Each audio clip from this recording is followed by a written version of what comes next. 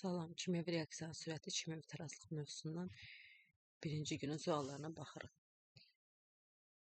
80 nömrəli test tapşırığında deyir ki, temperaturun artması ilə reaksiyanın getmə müddəti 3 dəfə azalarsa, kimyəvi reaksiyanın sürəti necə dəyişər? Zamanla sürət arasındakı düstura baxaq. Deməli, tau 1 böl tau 2 bərabərdir V2 böl V1. Yəni, sürətlə zaman tərs mütənasibdir. Əgər müddət 3 dəfə azalıbsa, deməli, reaksiya daha sürətlə gedibdir. 3 dəfə azalırsa, deməli, reaksiyanın sürəti 3 dəfə artmış olacaq. 80-ci sualda A-dır cavab. Daha sonra 69 nömrəli testə baxırıq. Reaksiyasında, amoniakın alınması reaksiyasında azot və hidrogenin başlanğıc qatılığı uyğun 6 və 14-dür. Tarazlıq anında azotun qatılığı 3 dəfə azalıbsa, hidrogenin qatılığı neçə dəfə azalmış olacaq. Deməli, yazaq reaksiyanı N2 plus 3 mol H2 alınır 2 mol NH3.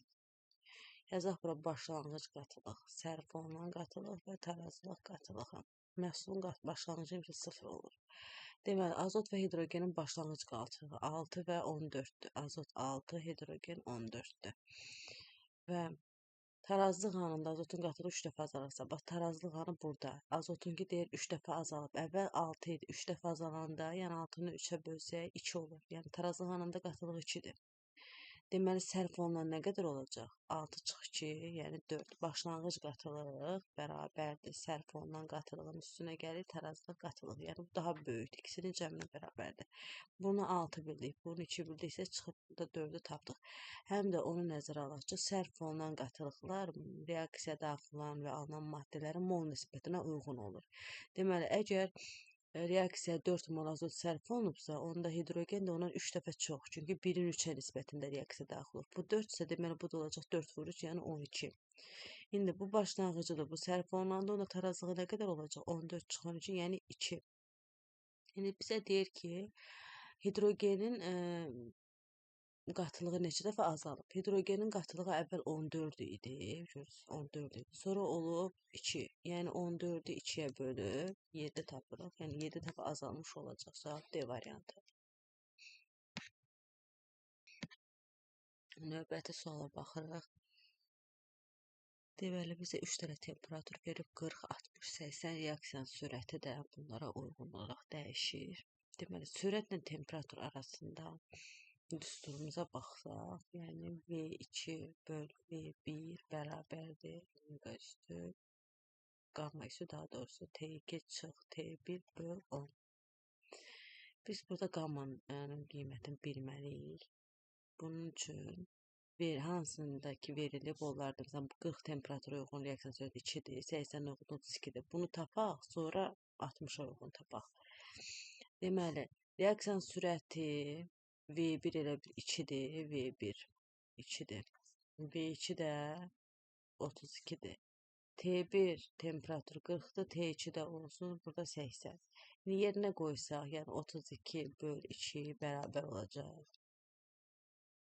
80 çıx 40, 80 çıx 40 böl 10, yəni bu da bərabər eləyəcək. 16 bərabərdir, qamma üstü 4.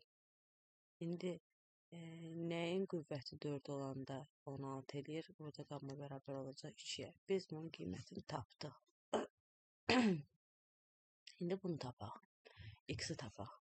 Burada biz V1 yenə bunu götürək. Bunu V2 kimi düşünək. Artıq buna baxmayaq. Bu da T2 olsun. İndi deməli V2 bu olsun. Deməli, V2 böl V1, yəni X böl 2 bərabərdir. 2 üstü, qammanı tapmışıq 2. 60 çıx 40, yəni 20 böl 10. Burada düsturda yerinə qoysaq, verir 2. Yəni, X böl 2 bərabərdir 4-ə. X də bərabər olacaq 8-ə. Cavab B variantı. 71 nömrəli suala baxırıq. Hansı dönər reaksiyanın qrafikinə uyğundur? Burada deməli 0 nöqtəsindən başlayıb qiymət alan olacaq bizim məhsulumuz. Bunlar isə başlanğıc maddələr. Deməli, reaksiya daxil olub X, və Y alınıb sıfırdan başlayır 2 maddə çıxırsa deməli bunlar məhsullardır Z və T. İndi mollarla baxaq. X 8-dən başlayıb 7-də dayanıb. 8 bunun başlanğıcıdır, 7 tarazlığıdır. 8 çıx 7, 1 mol reaksiya daxil olanıdır. Y 8 idi, 6-da dayanıbdır. Tarazlıqda dayanıb. Demə 8 çıx 6, 2 mol reaksiya daxil olub.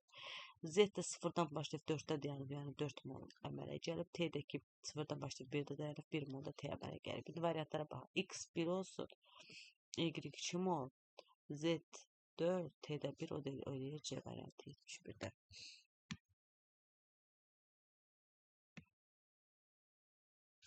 Sonra 18-ci suala baxırıq. Azot və hidrogenin başlanğıc qatılıqları uyğun olaraq 5 və 4-dür. Bir mol azot reaksiya daxil olarsa, bu maddələr həmin anda qatılıq hesablayın. Əvvəlcə reaksiyanı yazaq. M2 plus 3 mol H2 alınacaq 2 mol NH3 amoniakın alınması reaksiyası.